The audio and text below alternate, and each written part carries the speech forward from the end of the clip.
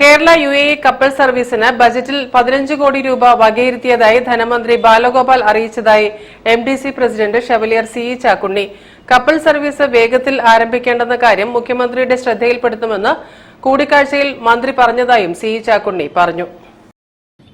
അമിത വിമാന നിരക്കും കരിപ്പൂരിൽ വലിയ വിമാന സർവീസ് നിർത്തലാക്കിയതും കണ്ണൂർ വിമാനത്താവളത്തിന് പോയിന്റ് ഓഫ് കാളിംഗ് പദവി നൽകാത്തതും മൂലം ആഘോഷ അവധിവേളകളിൽ ആവശ്യത്തിന് വിമാന സർവീസുകളില്ലാതെ യാത്രാക്ലേശം രൂക്ഷമായ സാഹചര്യത്തിലാണ് കേരള UAE കപ്പൽ സർവീസ് എന്ന ആവശ്യവുമായി മലബാർ ഡെവലപ്മെന്റ് കൗൺസിൽ മുന്നോട്ട് വന്നത്. ഈ പദ്ധതി പ്രാവർത്തികമാക്കുന്നതിനു വേണ്ടി കേരള കേന്ദ്ര സർക്കാരുകളും ബന്ധപ്പെട്ട വകുപ്പുകളും പ്രവർത്തനങ്ങൾ നടത്തുന്നുണ്ടെങ്കിലും സർവീസ് ആരംഭിക്കുന്നത് അനന്തമായി നീളുകയാണ്.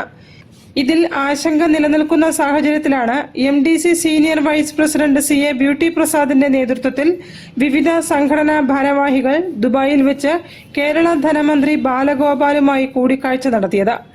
ബജറ്റിൽ 15 കോടി രൂപ ഈ പദ്ധതിക്ക് വകയിരുത്തിയിട്ടുണ്ടെന്ന് ധനമന്ത്രി അറിയിച്ചതായി MDC president chevalier CE Chakkunni പറഞ്ഞു.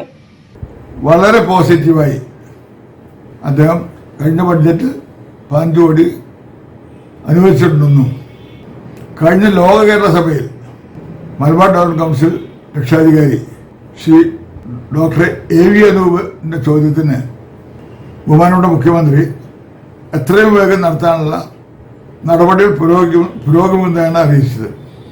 എത്രയും വേഗം സർവീസ് ആരംഭിക്കുന്നതിന് മുഖ്യമന്ത്രിയുടെയും ബന്ധപ്പെട്ടവരുടെയും ശ്രദ്ധയിൽപ്പെടുത്താമെന്നും മന്ത്രി അറിയിച്ചതായും അദ്ദേഹം വിശദീകരിച്ചു.